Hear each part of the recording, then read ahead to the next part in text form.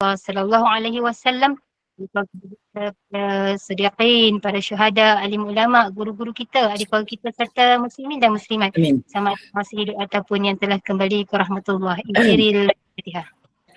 أعوذ بالله السميع العليم من الشيطان الرجيم بسم الله الرحمن الرحيم الحمد لله رب العالمين الرحمن الرحيم مالك يوم الدين إياك نعبد وإياك نستعين اهدنا الصراط المستقيم صراط الذين أنعمت عليهم غير المغضوب عليهم ولا الضالين آمين يا رب العالمين. شكرا. Amin ya rabbal alamin. Masya-Allah. Alhamdulillah. Moga dengan doa adik tu tadi Allah merahmati majlis kita pada petang ini, masya-Allah. Allah kurniakan kefahaman, Allah tingkatkan iman. Amin. Masa lagi saya dengan penuh ta'zim menyerahkan kepada Al-Fadilah Ustazah. Tafadhal mashkura. أعوذ بالله السميع العليم من الشيطان الرجيم بسم الله الرحمن الرحيم الحمد لله الحمد لله الحمد لله الذي هدانا لهذا وما كنا لنهتدي لولا أن هدانا الله أمسينا وأمسى الملك لله له الملك وله الحمد وهو على كل شيء قدير ولا حول ولا قوة إلا بالله العلي العظيم سبحانك لا علم لنا إلا ما علمتنا إنك أنت العليم الحكيم أما بعد. Moga-moga semua yang bersama ini akan diberikan kebaikan, terutamanya hari ini orang pertama yang saya lihat adalah Al-Fadilah Kak Ajah Rosniati, pengurus Siga Menur Iman. Berbulan dan berpurnama juga kita tidak bersama. Alhamdulillah hari ini Kak Ajah bersama kembali. Moga keseluruhannya di dalam kebaikan serta dalam rahmat serta kasih Allah, dan Allah berikan kemudahan untuk segala urusan, bukan sahaja untuk seluruh saf kepimpinan ataupun ahli jawatan kuasa besar Menur Iman ini di seluruh Malaysia, boleh jadi di Brunei, di Singapura, di mana pun berada, dan seluruh yang bersama dalam perjalanan majlis ilmu bersama Menur Iman ini. Mari kita mulakan. Saya percaya tadi sudah membaca Suratul Kahfi surah ayat pertama dan akhir. Kita mulakan dengan niat pengajian ini. Moga Allah menetapkan jalan kita untuk memahami segala apa yang kita pelajari ini dan kita mampu untuk beramal dengannya, insya-Allah. Bismillahirrahmanirrahim. Nawaitu wa nawaina ta'allum wa ta'lim wa tadhakkur wa tadhkir wal naf'a wal intifa' wal ifadah wal istifadah wal hatha ala tamassuki bi kitabillah wa sunnati rasulih wa du'a ila al huda wa dalalata ala al khair ibtigha'a wajhillah wa mardatihi wa qurbih wa thawabi. Amin. Allahumma amin. Bismillahirrahmanirrahim. Bacaan amalan sebelum pengajian. La ilaha illallah Muhammadur Rasulullah fi kulli lamhati wa nafasin adada ma wasi'a ilmullah. La ilaha illallah Muhammadur Rasulullah fi kulli lamhati wa nafasin adada ma wasi'a ilmullah. La ilaha illallah Muhammadur Rasulullah fi kulli lamhati wa nafasin adada ma wasi'a ilmullah. La ilaha illallah Muhammadur Rasulullah fi kulli lamhati wa nafasin adada ma wasi'a ilmullah.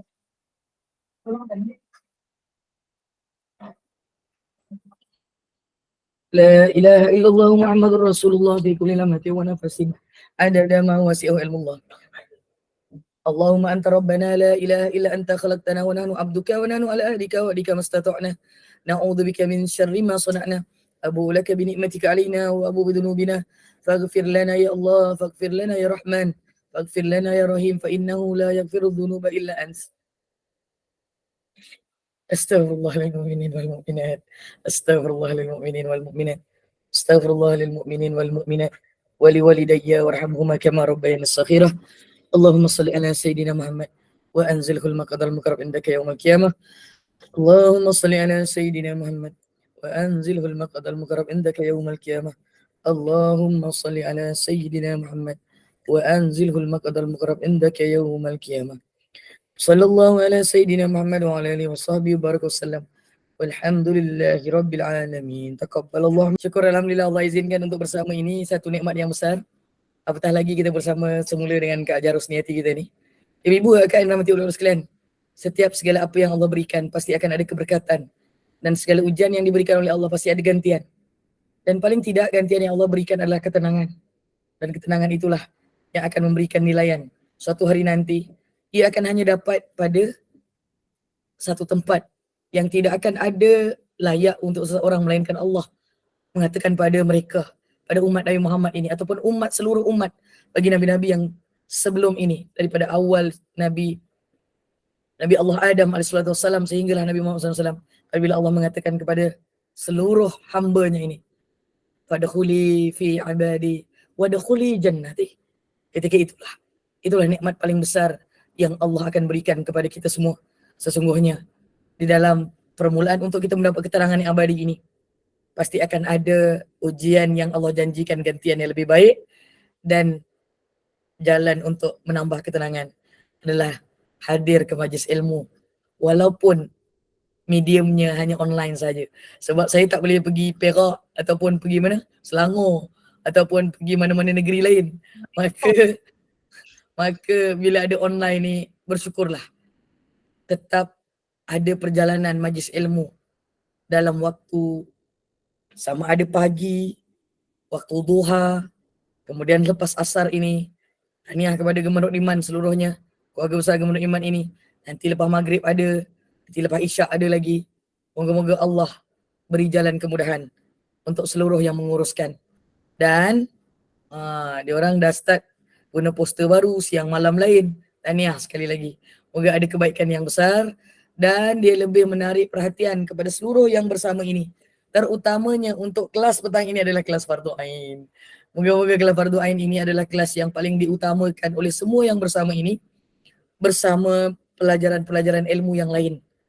Kerana inilah permulaan kehidupan abadi kita kelak apabila kita memasuki alam barzah. InsyaAllah. Moga-moga segala kefahaman yang kita akan pelajari ini akan memberikan gambaran bahawa kita bersedia untuk menghadapi kematian ini pada bila-bila masa sahaja.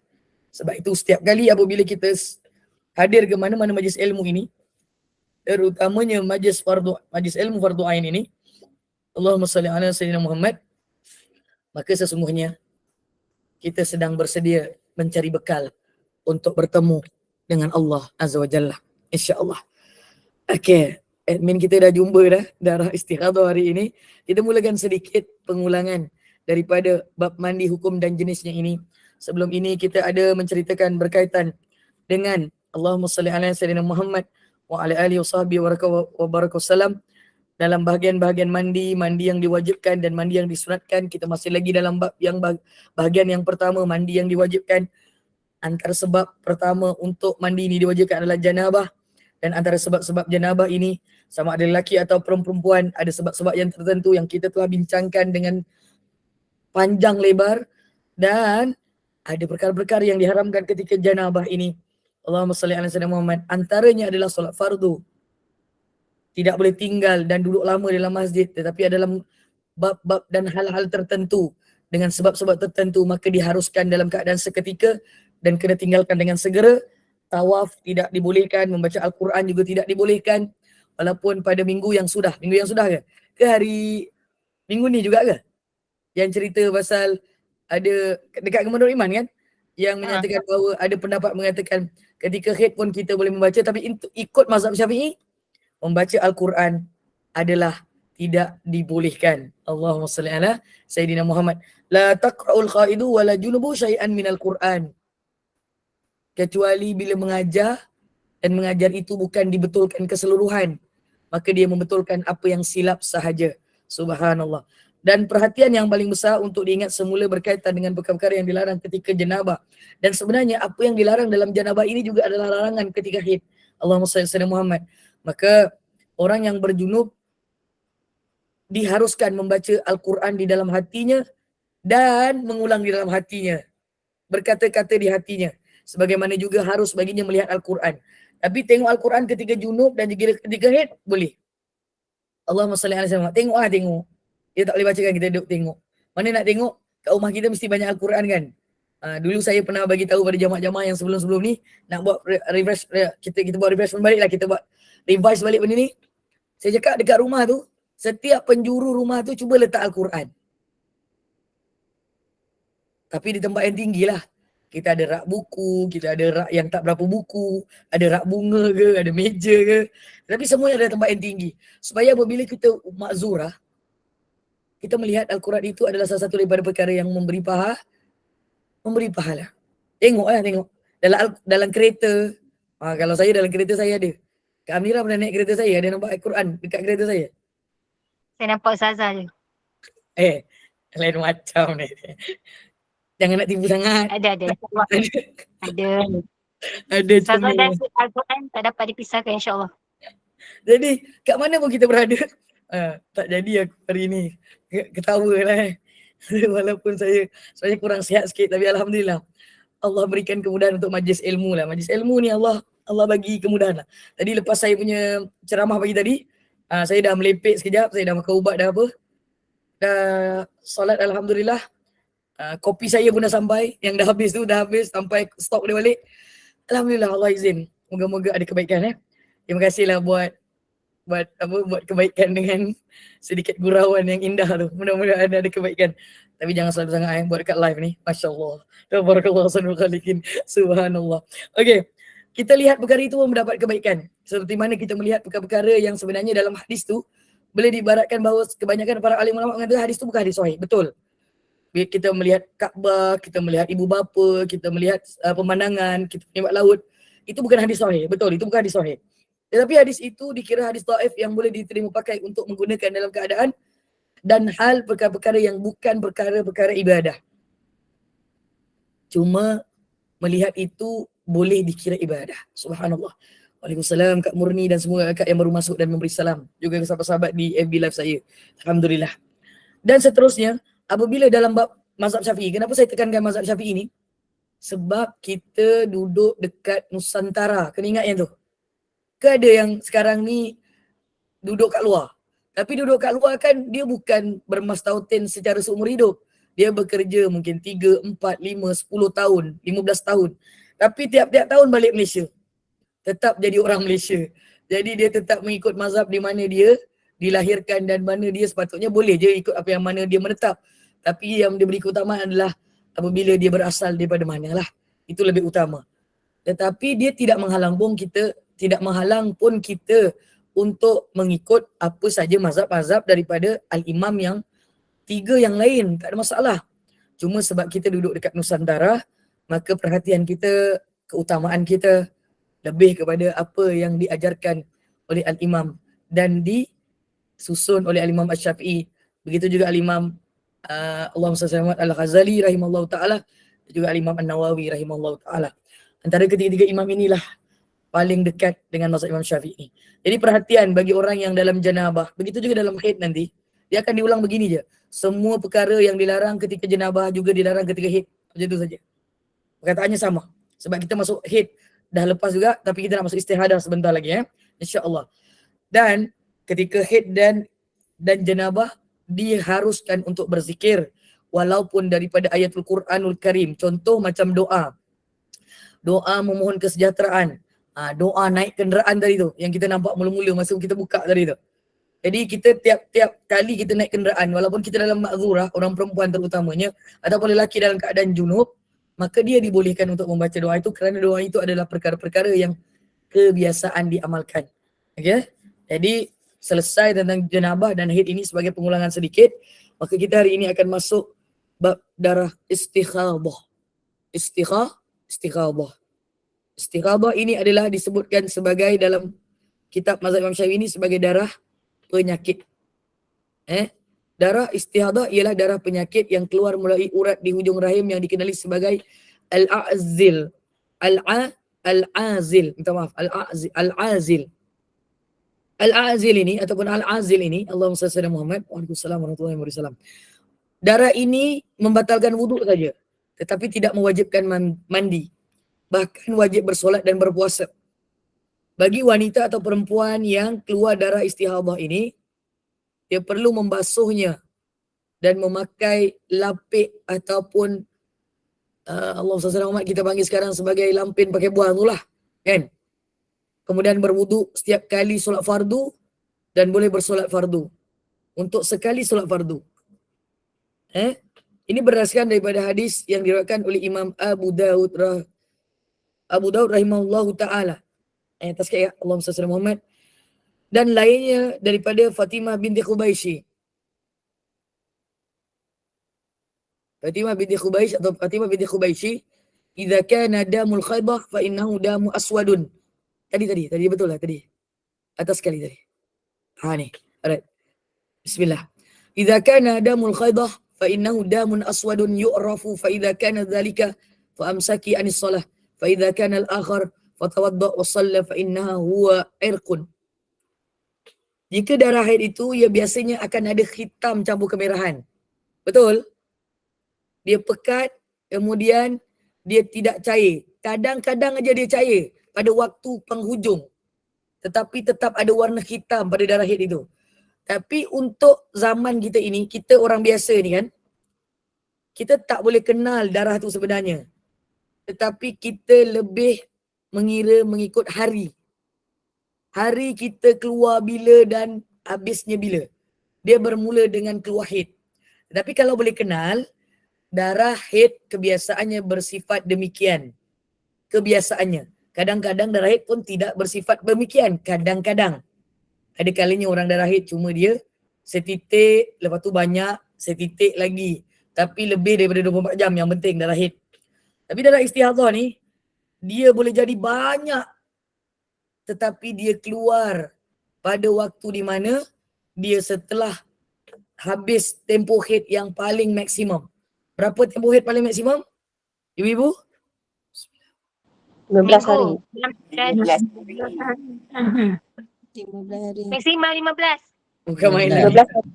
15 hari. Saya dengar tadi 13, bukan 13. 15 hari. 15 hari.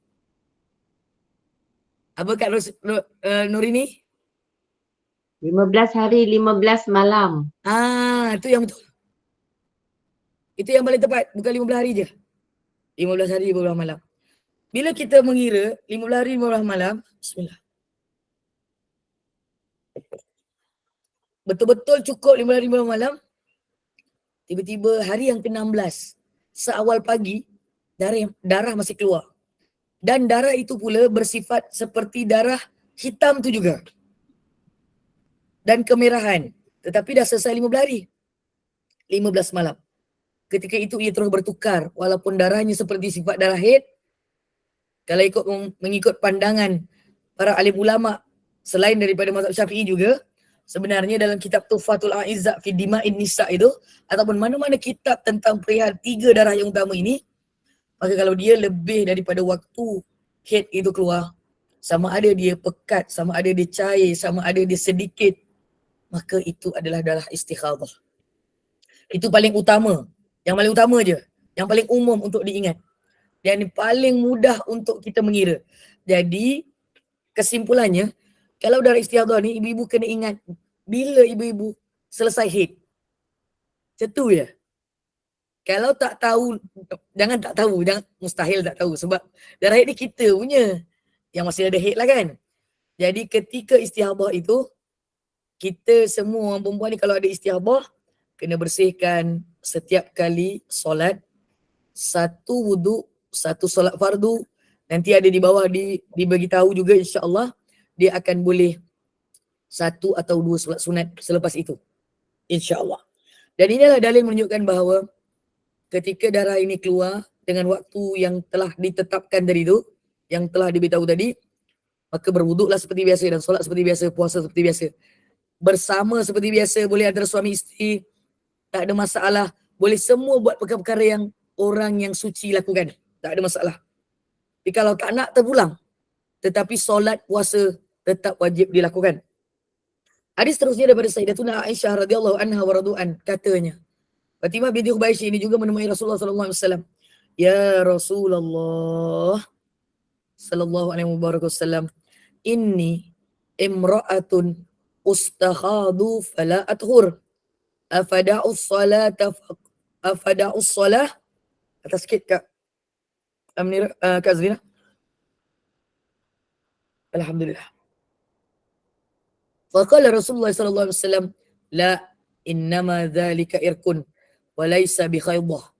Fa idza akbalat haidatu fatrukis shalah fa idza dhahaba qadruha faghsili ankid damma wa salli. Fatimah bintu Hubaisy ini bertanya kepada Rasulullah sallallahu alaihi wasallam, aku perempuan yang didatangi darah istihadah dan masih belum bersuci. Adakah aku perlu meninggalkan solat? Jawab baginda sallallahu alaihi wasallam, tidak perlu. Kerana darah itu adalah darah penyakit, bukannya darah haid. Ketika datang haid, tinggalkan solat. Dan apabila tempohnya habis, hendaklah kamu mandi, memberikan diri, minta maaf, daripada darah dan dirikanlah solat. Kalau haid, mandi wajib, solat. Tapi istihadah, tak perlu mandi, just bersihkan dan boleh solat. Itu saja. Okay? Hadis riwayat Imam Bukhari dan juga Imam Muslim rahimakumullah ta'ala. Dan antara perkara yang diharamkan ketika haid, kembali semula bab haid, sembahyang seperti mana janabah, membaca Al-Quran seperti janabah, tinggal dan tetap duduk di masjid kecuali melintasinya sahaja, sebagaimana disebutkan dalam perkara-perkara yang diharamkan ketika berjunub. Dan antara dalil-dalil menunjukkan bahawa dengan hanya melintasi masjid adalah tidak haram, tambahan kepada dalil Allahumma salli ala sayyidina Muhammad, dalil yang menunjukkan bahawa sesungguhnya melintasi masjid itu adalah tidak haram, sebagaimana yang diriwayatkan oleh riwayat Imam Muslim dan juga yang lainnya daripada Sayyidatuna Aisyah radhiyallahu anha wa radu'an. Rasulullah SAW bersabda kepadaku. Sayyidatuna Aisyah ni siapa? Isteri baginda SAW. Baginda bersabda kepada Sayyidatuna Aisyah. Atas sikit kan? Naik dah hadis yang seterusnya. Daripada Al-Imam An-Nasa'i mengatakan, riwayat ini menyatakan bahawa ambilkan untukku sejadah di masjid. Maksudnya lapik sembahyang itu. Lalu aku berkata kepada Rasulullah SAW. Sayyidatuna Aisyah berkata kepada Rasulullah, sesungguhnya aku dalam keadaan haid. Sabda Nabi, sesungguhnya haidmu itu bukan di tangan. Haidmu itu bukan di tangan. Rasulullah suruh ambil jalan, lalu ambil. Bukan suruh duduk situ sembahyang. Tidak, Rasulullah suruh ambil je. Di mana? Di masjid. Kerana rumah dan Masjid Nabawi adalah satu tempat yang berdekatan. Jadi Rasulullah meminta isteri baginda untuk mengambilnya. Maka Rasulullah menjawab dengan satu perkataan yang mudah untuk dipahami. Seluruh kepada orang perempuan yang diharuskan untuk melaluinya sahaja. Lalu lalang boleh, tak ada masalah. Tapi untuk apa lalu lalang tu? Boleh jadi ketika lalu itu, contoh solat sunat hari raya. Ibu solat sunat hari raya, mereka yang haid boleh datang masjid. Tapi bukan duduk di dalam. Duduklah di keliling masjid tu, kawasan masjid. Duduk di veranda, duduk di balkoni ke apa ke. Atau duduk sekejap di kawasan, kalau dekat setiap masjid ni dia ada kawasan macam, dia ada tempat makan katnya lah kat ujung-ujung situ kan. Dia ada tepi lah. Tu boleh. Tak ada masalah sebab itu bukan tempat solat. Al-Imam An-Nasa'i meriwayatkan daripada Sayyidatuna Maimunah radhiyallahu anha bahawa ia berkata, salah seorang daripada kami bangun membawa sejarah ke masjid, lalu dia menghamparkannya sedangkan dia dalam keadaan haid. Dia tolong khidmat aja hamparkan. Boleh. Lalu masuk dan keluar seterusnya. Begitu saja. Orang haid ni, lebih-lebih lagi orang yang pergi haji dan umrah. Saya, Allahumma salli ala Muhammad, saya dengan rendah hati, saya sangat orang biasa. Kali pertama, saya pergi umrah, Alhamdulillah saya tak haid. Tapi haid saya dah nak habis masa tu. Alhamdulillah. Kali kedua saya pergi, saya langsung tak haid, suci. Kali ketiga saya pergi, saya haid sepanjangnya dan saya hanya berhenti 24 jam. Saya boleh menyelesaikan sekali umrah saya saja. Selepas 24 jam, haid saya kembali. Yang tu pertama kalinya saya makan ubat. Sebab saya patut tak pernah makan. Sebab masa tu lama sangat dah haid saya daripada Malaysia. Pada waktu tu. Allahumma salli ala Muhammad.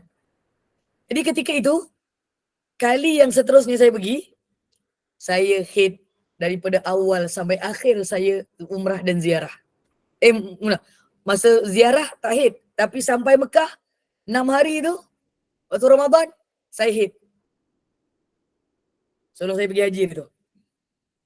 saya punya kawan baik ni, yang pergi dengan saya, pergi umrah Ramadan ni, dia cakap macam gini je. Dan pada waktu itu, itulah kali keempat tu, baru saya betul-betul merasakan, ya Allah, ini yang Nabi sebutkan kepada isteri baginda. Kau haid, kau cuma tak boleh solat dengan puasa je. Tapi benda lain kau boleh buat. Kau boleh khidmat, kau boleh buat baik, kau boleh tolong kawan kau boleh khidmat dengan suami kau boleh menghantar, boleh buat apa saja, boleh. Jangan solat, tawaf dan juga perkara-perkara begitu. Saya kongsi ni bukan saya nak menyebut banyak kali saya pergi umrah, tak. Punyalah banyak kali saya diberi ujian. Kali kedua saya kena tu saya haid, saya makan ubat. Sebab saya tak makan ubat tau. Saya tak pernah makan ubat sepatutnya begini. Tapi saya makan ubat tu sebab masa tu dah terlalu lama. Tapi masa yang terakhir sebelum saya pergi haji hari tu, Allahumma salli ala Muhammad, saya sepenuhnya memang haid. Dan kat situlah saya berdoa kepada Allah SWT, jika tidak kali ini aku boleh duduk lama di Mekah, sampaikan aku untuk haji. Lepas tu kawan baik saya cakap macam ni, Ustazah akan dapat masa yang lebih lama untuk duduk dekat Mekah dan Madinah. Allah makbulkan doa tu, alhamdulillah. So, wanita yang haid, jangan risau. Jangan sedih bila sampai Mekah dengan Madinah tak boleh masuk masjid. Ustazah, dah lah jauh-jauh, kenapa kita tak boleh? Dah Allah kata tak boleh. Isteri baginda pun menangis agak. Tapi menangis jangan sampai meratap. Benda tu boleh buat benda lain, benda baik. Tetap ganjarannya akan diganjarkan kalau di Masjidil Haram 100 kali gandaan, 100,000 gandaan. Walaupun hanya kalian memaniskan muka bersama pasangan kalian. Walaupun memaniskan muka bersama jamaah kalian. Walaupun hanya menuangkan air dan menyediakan keperluan. Subhanallah. Allah akan gantikan yang lebih baik insya-Allah. Allah akan gantikan yang lebih baik. Subhanallah. Jadi terbukti bila kita redha dengan apa saja yang Allah sediakan untuk kita. Terutamanya untuk orang perempuan yang dalam keadaan haid ini, maka ketika haid tawaf juga tak boleh. Allahumma salli ala Muhammad. Dan menurut satu riwayat, sehingga kamu suci daripada dalil yang sama ini tentang bab janabah, tunggu dia suci sehingga keluar cairan putih berkaca. Berkaca ya, Kak Amnira. Kenapa saya sebut Kak Amnira ni? Kak Amnira je lah yang tahu. Ilmu ni perlu dipraktikkan. Kadang-kadang ni syaitan buat kita tak sabar. Pernah tak satu ketika dulu-dulu lah, bukan sekarang saya sebab ramai yang datang haid agaknya lah. Lagi satu, Allahumma salli ala Muhammad, orang perempuan yang masih ada suami, kalau dia dah haid dia lebih daripada 7-8 hari, bukan tak boleh bersama. Cuba lepaskan 15 hari. Bersabar sikit. Sebab kadang-kadang bila fatrah antara 7 hingga 8 hari, 9 lah, contoh 10. Kan? Tak lama pun 15 hari tu sebenarnya. Supaya ketika 15 hari tu memang betul-betul rahim perempuan tu dah bersih. Tapi kalau keluar pun dia darah istihadah. Darah istihadah tu tak ada masalah. Tapi darah haid haram hukumnya. Haram. Hukumnya haram. Bersama tu haram. Dan berdosa. Sebab itu mereka yang bersalin, orang tua-tua cakap, jangan tunggu sampai 60 hari je. Dia orang kata sampai 100 hari. Tapi lama sangat tu 1 hari. Dia macam ni je. Kalau tak 100 hari pun, lepaskan 60 hari. Sebab maksimum untuk darah nifas adalah 60 hari. Maksimum darah nifas 60 hari. 60 hari ngam-ngam, 61 hari tu, bawa pergi bercuti. Habis cerita. Okey? Para suami sekalian. Suka kat Nurmawati ni walaupun sebenarnya dah berusia sikit kan. Kita ni suka untuk yang muda.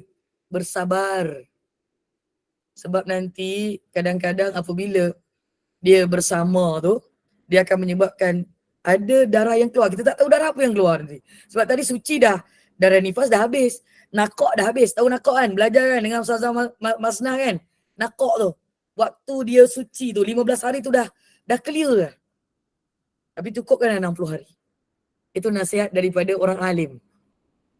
Ini bukan nasihat orang tua-tua saja. Bukan bidan ke apa, bukan. Ini orang alim kata. Selesaikan 60 hari nifas, selesaikan 15 hari haid. Selesaikan 15 hari haid. Kalau dah suci tu, kalau lah tak boleh bersama secara total suami isteri, dia boleh lagi istimta. Maksudnya dia boleh bermanja-manja. Tak maaf Kak Hajar Husniati tiba-tiba kan masuk-masuk je cerita pasal bab ni kan. Allahumma salli ala Zainal Muhammad. Moga-moga ada kebaikan. Bila selesai perkara ni, barulah dikira bersih sebenarnya faraj wanita itu. Dan ketika itulah semua perkara daripada darah yang keluar itu kita boleh beza sama ada dia darah haid ataupun dia darah istihadah. Subhanallah. Okey. Di sana lagi terdapat next Kak. Yang ni dah selesai insya-Allah sebab dia pengulangan saja. Allahumma salli ala sayyidina Muhammad. Terdapat perkara lain yang diharamkan ke atas perempuan haid lagi di antaranya. Rahim sihat ONG Okey, boleh. Itu dari segi klinikal lah. Itu secara perubatan. Subhanallah. Itu pun boleh diguna pakai. 90 hari lah maksudnya. Oh, lagi lama. Syariat kata 60 hari je. Ngam-ngam je. Okey, insya-Allah. Bagi rahim dia elok lah. Bagi mereka yang boleh jadi bersalin secara normal lah. Normal. Okey, baik. Atas sikit Kak Azrina. Kita dah masuk dalam bab yang baru. Di sana terdapat ada perkara-perkara. Allahumma salli ala sayyidina Muhammad. Nanti fatwa tu nanti kita baca sekejap. Sebelum tutup nanti. Ingatkan saya Bawah lagi sikit. Ada perkara lain yang diharamkan. Ni. Okey. Melintasi masjid dan melalui apabila dibimbangi mencemarkan masjid kerana darah haid itu najis. Kalau kita dalam keadaan haid yang sangat kritikal, kita tahu diri kita, jangan sengaja mendatangi tempat seperti masjid ini dan melintasinya. Sebab kalau kita lalu pun, perkara tu dalam bahasa mudah nak faham, bus. Dia pakai macam mana pun, dia lapik macam mana pun, benda tu akan, contoh bukanlah dia keluar secara sengaja. Kalau dia lalu tu pun menyebabkan dia tak selesa dan menyebabkan perkara itu banyak keluar, maka jangan lalu. Okey? Sebaliknya jika selamat, bolehlah dia lintas, bolehlah dia datang, bolehlah dia duduk sekejap kalau ada majlis ilmu. Yang penting dia kena yakin. Yang kedua, puasa perempuan yang datangi haid tidak harus berpuasa. Tak boleh puasa, sama ada puasa wajib atau puasa sunat. Ini berdasarkan daripada hadis daripada Abu Sa'id radhiyallahu anhu wa radu'an daripada Nabi sallallahu alaihi wasallam.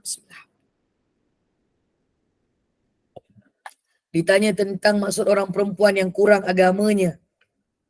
Kenapa perempuan ni disebutkan oleh Rasulullah kurang agamanya? Kita kena mengaku kita ni agama kurang. Kami dulu sangat rasa rugi masa belajar. Tapi bila faham perihal yang Nabi kata kurangnya itu ada sesuatu kebaikan yang lain, barulah kami sedar. Dia bukan kekurangan yang besar. Dia adalah kurniaan yang besar daripada Allah SWT. Kita ubah sedikit pemahaman kita bahawa haid ini bukan satu yang menyusahkan. Haid ini bukan juga suatu kekurangan yang besar, tetapi dia memang ada tanda kekurangan agama sahaja. Kerana Nabi SAW ditanya tentang maksud orang perempuan yang kurang agamanya, baginda SAW menjawab, Alaysa idha hadat lam tusalli wa lam tasum. Bila dia haid, tak boleh solat, tak boleh puasa. Maksimum sampai 15 hari. Subhanallah. Hadis riwayat Imam Al-Bukhari dan Imam Muslim. Sebagaimana maksud hadis di atas ini, begitu jugalah apa yang disepakati oleh para alim ulama Syafi'iyah terutamanya. Walau bagaimanapun, mereka bagi yang puasa fardu, wajib mengqadakkannya yang ditinggalkan setelah suci. Subhanallah. Dan apabila ia suci, sikit ya, atas dia ada tinggal sikit, ada tambahan, dalam buku ada tambahan. Justru apabila haidnya berhenti, dia wajib berpuasa walaupun belum mandi. Ini ramai yang tersilap. Dia dah berhenti pukul 10 pagi. Subuh ada lagi sikit. 10 pagi, tengok dah bersih, ataupun pukul 1, dia keluar cairan putih dah. Yang clear tu. Kalau tak clear, dia masih ada cairan yang pekat-pekat tu, dia ada warna kuning-kuning, itu masih haid lagi. Belum lagi Tapi bila-bila betul-betul bersuci, kering saja, dan keluar tadi cairan yang saya maksudkan tadi tu, masa tu dia terus kena puasa. Tapi puasa itu tidak dikira puasa yang seperti puasa yang suci itulah. Dia kena seperti berlakon dia suci. Tapi dia kena puasa. So dia dah tak boleh makan, dia tak boleh minum. Ketika mana akhir dia dah suci tu. Kalau darah haid dia berhenti pukul 6 petang, ketika 6 petang tu lah, dia tak boleh lagi untuk menjamah makanan. Dia kena tunggu buka. Macam tu. Dan wajib berpuasa walaupun belum mandi. Tapi yang itu tidak dikira puasa lah. Cuma dia kena berbuat begitu. Allahumma salli ala Sayyidina Muhammad. Hukum ini berdasarkan daripada hadis daripada Mu'azah. Katanya, menahan diri satu lagi kita menghormati. Sebab itu orang tak puasa ni, masa bulan puasa, tiba-tiba kalau kita nak makan, boleh tak? Harus. Tapi jangan panaskan, jangan hidang kat meja makan. Dia kena sorok-sorok makan. Menghormati satu, dia kena menjaga adab kerana itu bulan Ramadan. Okey? Itulah yang disebutkan sebagai mereka yang faham tentang agama. Dan kekurangan agama itu sebab dari dah tak puasa, tapi apabila dia sampai je penghujung haid dan dia dah suci, dia tahu apa nak buat. Dan Allah akan beri dia kemuliaan seperti boleh berpuasa. Wajib berpuasa walaupun belum mandi. Terus puasa. Tak boleh minum, tak boleh makan dah. Okay? Jadi kena tengok betul-betul ketika itu. Allahumma salli ala Muhammad. Tak menahan diri ni kalau telah dilanggari saja, moga Allah ampun. Moga-moga ketika mana kita pernah melanggar perkara itu, betul. Moga Allah mengampunkan kerana kita kekurangan ilmu ketika itu ataupun kurang kefahaman. Moga Allah mengampunkan kekurangan kita itu insya-Allah. Mengapa perempuan yang haid wajib mengqada puasa dan tidak wajib mengqada solat? Sayyidatuna Aisyah radhiyallahu anha menjawab.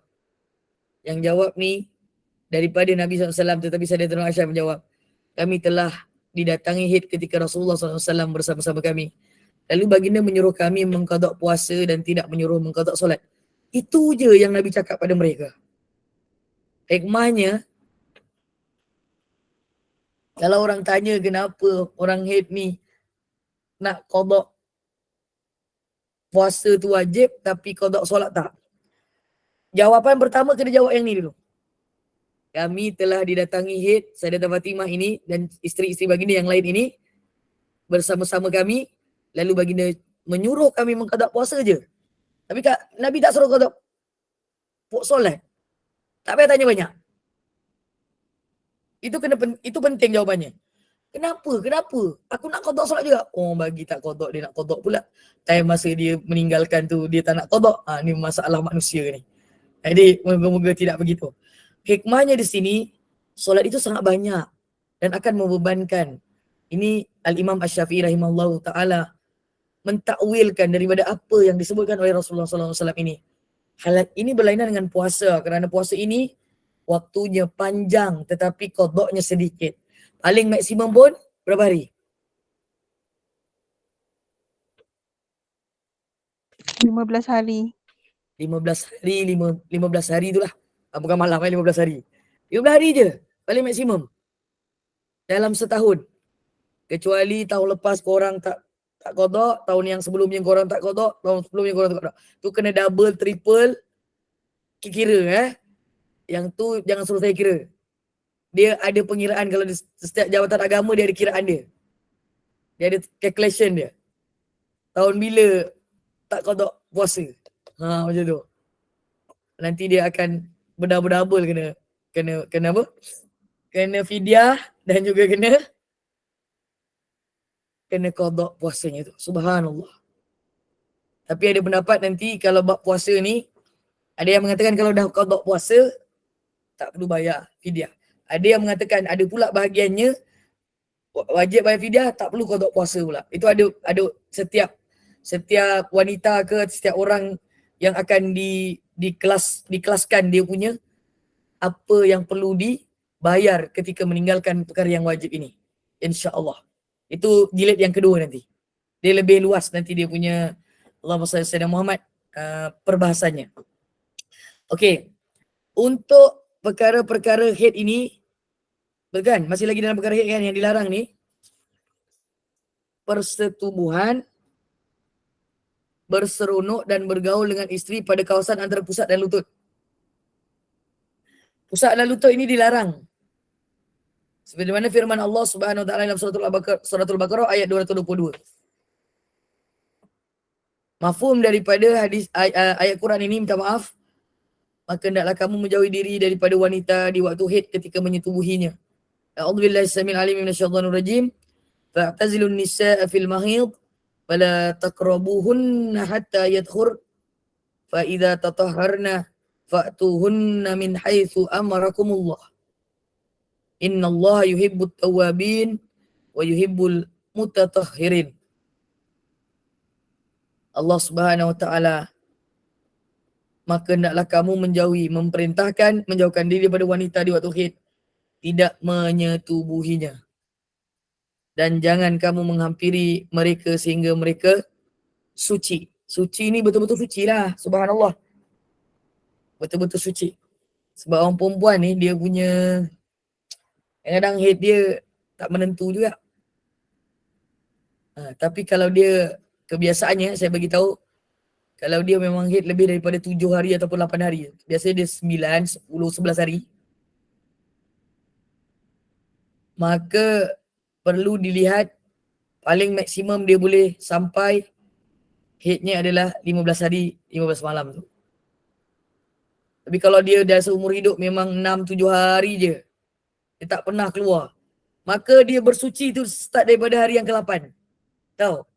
Dia bukan hari ke-15 tahu, hari ke-8 tu dah dikira suci. Subhanallah.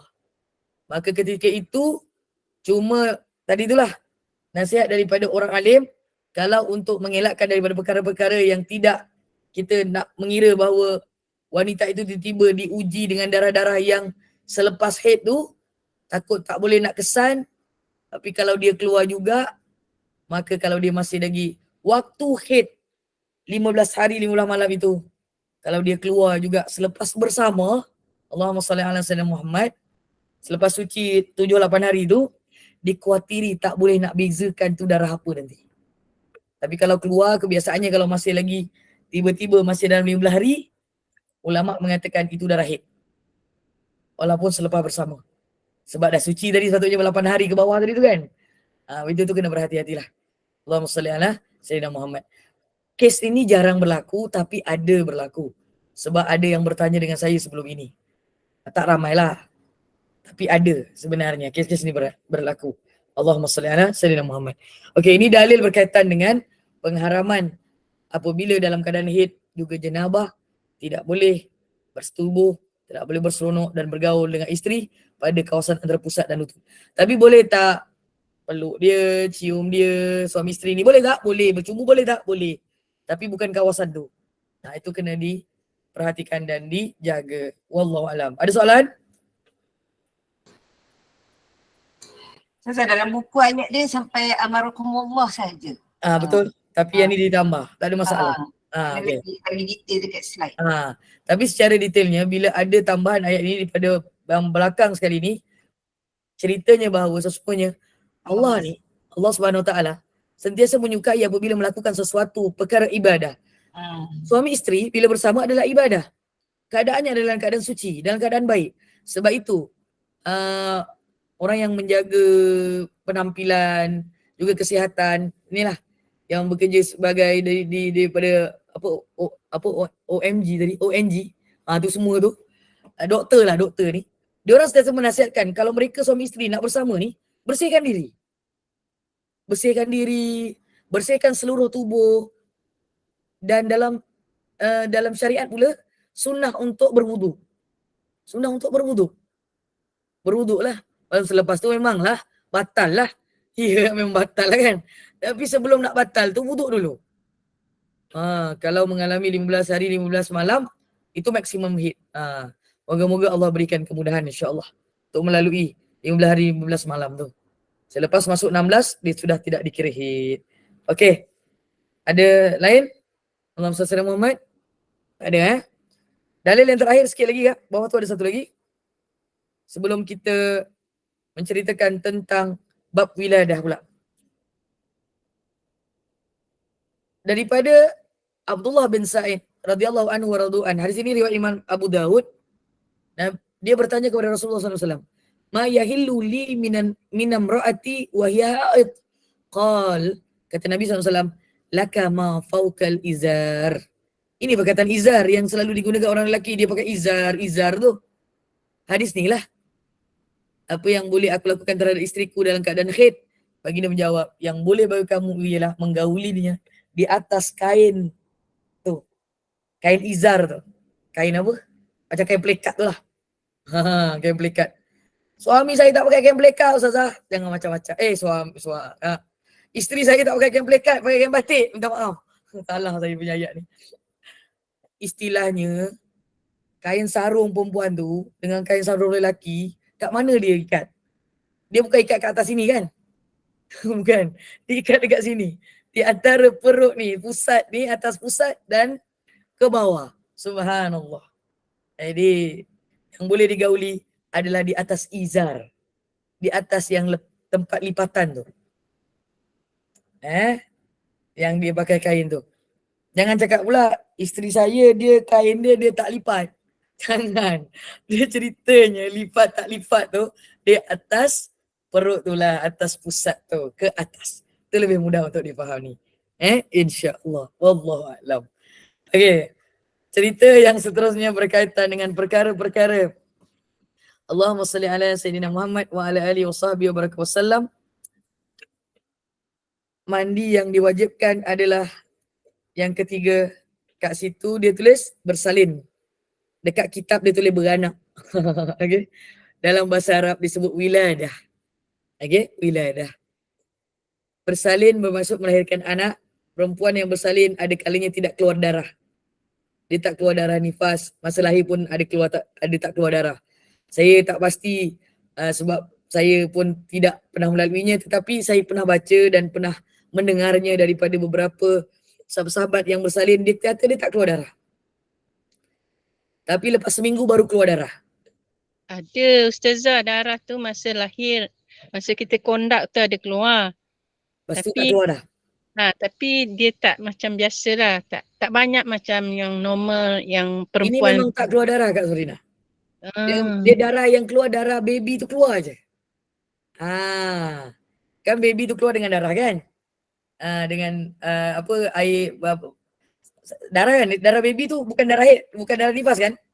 Bukan, dia darah. Dia lepas tu bila baby dah keluar seluruhnya, kemudian dia duduk, dia memang tak keluar apa-apa dah. Ada. Tapi dia tak keluar pada waktu itu, tapi dia keluar selepas tu. Nanti dia akan ada hukum ketika darah nifas tu bermula pada bila. Macam tu.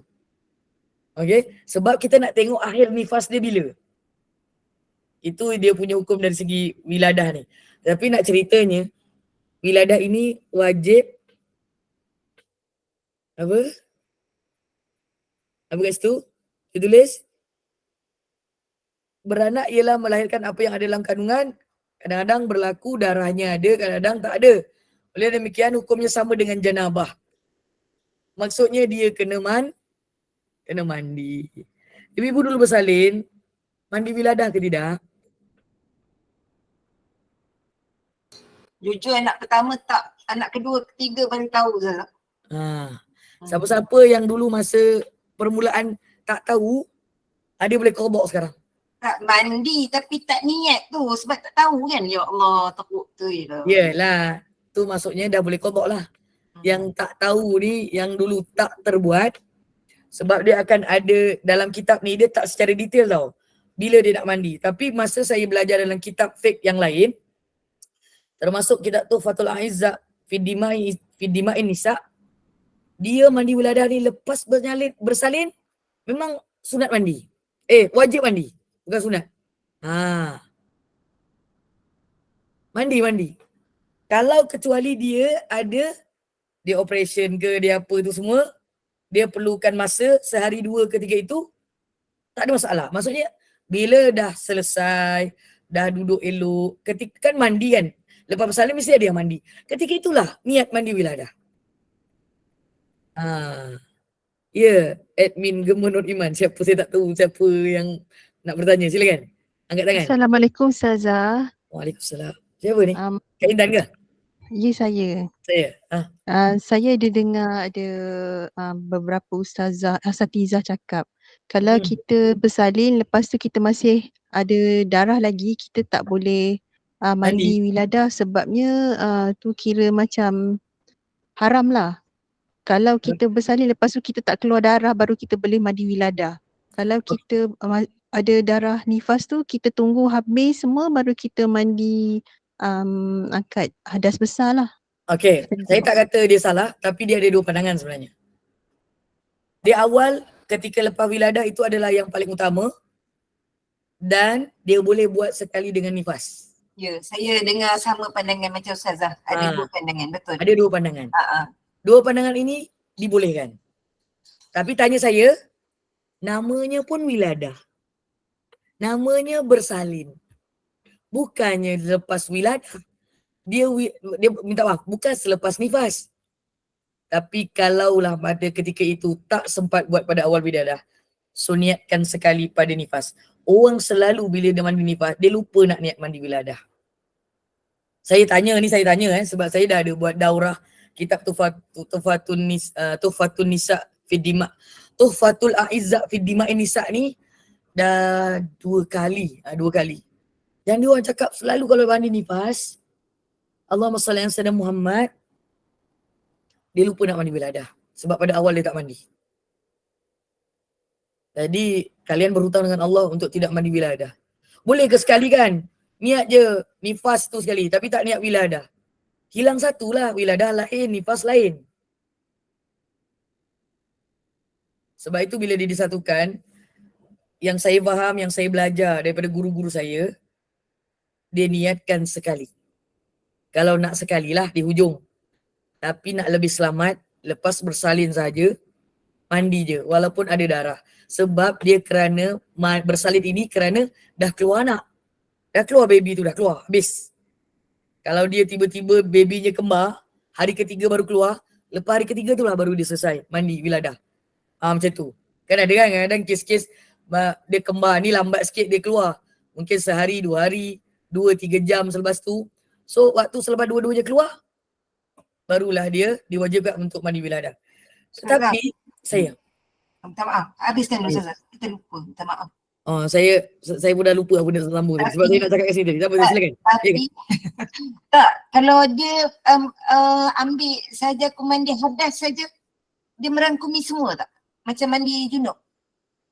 Dia kalau mandi hadas besar, kita tahu ketika itu kita haid. Betul? Okey. Dan yang lebih baik kita sebut, saja aku mandi hadas besar kerana haid. Betul? Oh, kalau saja aku mandi hadas saja. Mandi hadas yang mana? Kalau kau dah kahwin, kau haid ke kau bersama? Tak, tapi okey macam ni. Sebab niat ni lintasan. Kita tahu kita membersihkan diri tu daripada haid tu dah memadai jadi niat lah kan? Kalau ikut syariat Nabi Muhammad, dia kena sebut mandi hadas tu untuk apa? Innamal a'malu bin-niyat wa innamal likulli imri'in ma nawa. Apa yang kita niatkan itulah yang akan menentukan apa yang kita buat. Begitu. Baik-baik. Okey, ada soalan kat sini dekat FB ni. Ustazah, kalau sebut mandi hadas besar boleh tak? Tadi sama soalan dengan Kak Zarina. Saya dah jawab dah tadi tu. Subhanallah. Jadi ibu Kak Ina mati oleh sekalian. Tambahan sikit kat sini. Ini kerana anak tersebut terjadi pada air mani lelaki dan perempuan. Pasal ni lah. Kita kena mandi wiladah. Hukumnya tetap sama walaupun berbeza anak yang dilahirkan atau cara melahirkan. Caesar ke? Normal ke? Tak tahu ada cara lain ke? Ada 2 je ni kan? Bersalin. Tak ada cara lain kan? Tak ada. Jadi macam mana pun dia wajib mandi wiladah. Apabila kelahiran itu diikuti dengan keluarnya darah, Seperti kebiasaan perempuan yang melahirkan anak, darah tersebut, darah yang keluar tu dinamakan darah nifas. Dan dia punya beberapa hukum tertentu yang lain tentang nifas pula. Kita cerita wiladah, sama tak dengan nifas ni? Tak sama. Walaupun dia adalah darah yang betul-betul kedua-duanya sebenarnya. Sebab kata kita mandi tu, ketika wiladah tu, kita bukan nak sembahyang. Kita bukan nak sembahyang. Bukan sebab pasal darah tu. Tak. Kita mandi sebab kita bersalin. Salah. Sebab kakak-kakak semua bersalin. Moga-moga saya dapat merasalah nikmat tu, insya-Allah. Amin ya Rabb. Amin.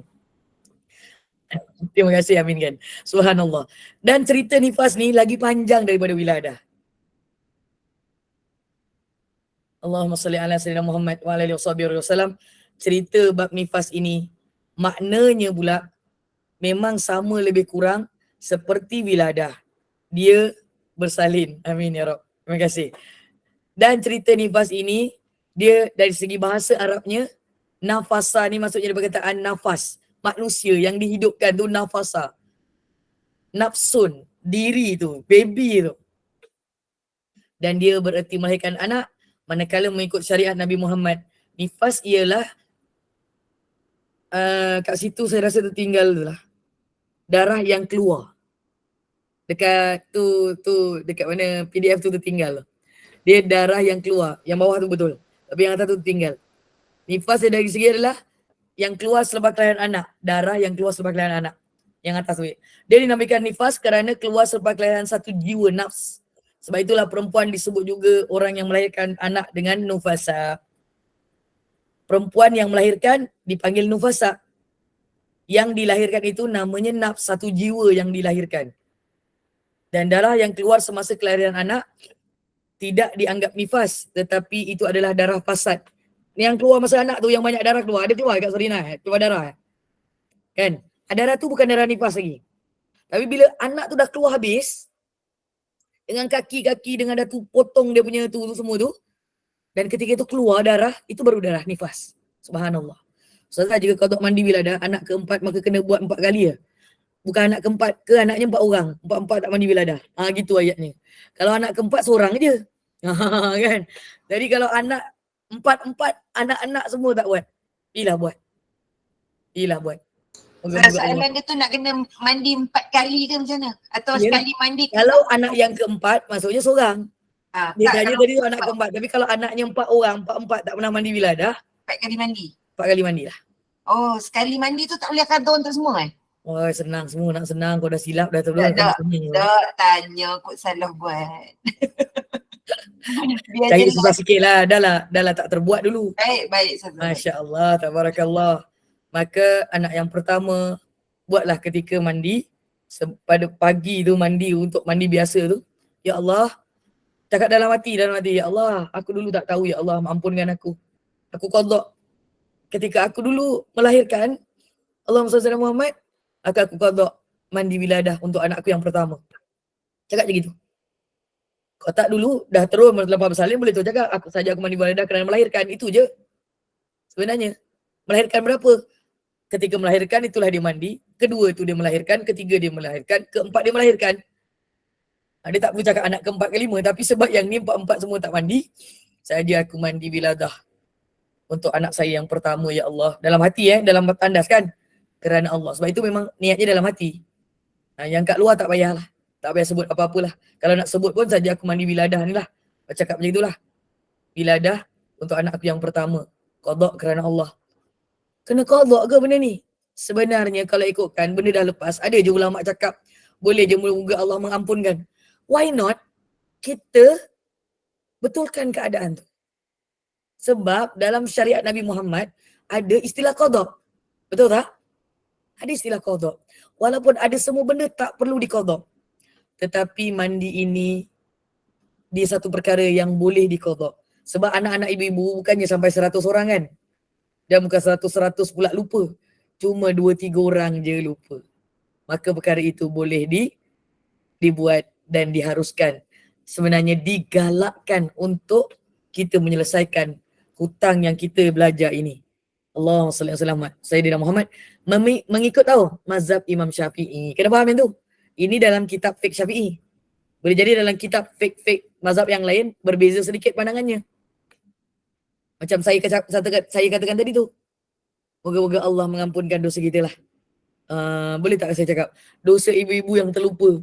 Sebab saya belum pernah melaluinya lagi. Allah SWT. Moga-moga kalau Allah takdirkan saya melaluinya, moga-moga saya tak melupakanlah perkara syariat ini, insya-Allah. Jadi kita ni ada anak cucu ni, anak menantu Kak Nurini ni, anak yang hari tu baru lahir, mandi bila dah ke belum dah? Alhamdulillah. Itu lebih baik. Nanti mandi nifas, selesai mandi nifas je lah. Selesaikan. Alhamdulillah. Saya memang buat mandi wiladah. Alhamdulillah. Walaupun ada sebagian guru-guru ada cakap begitu, dia tak salah pun. Tak salah pun apa yang dia cakap. Saya tak menyalahkan perkara itu. Tapi kita mengikut mazhab Imam Syafi'i inilah. Itu lebih baik. Wallahu a'lam. Ada lain? 6.25. Tempoh nifas ni, dia sebenarnya nampak pendek. Tapi saya nak cakap panjang tentangnya. Kita akan sambung minggu hadapan insyaAllah.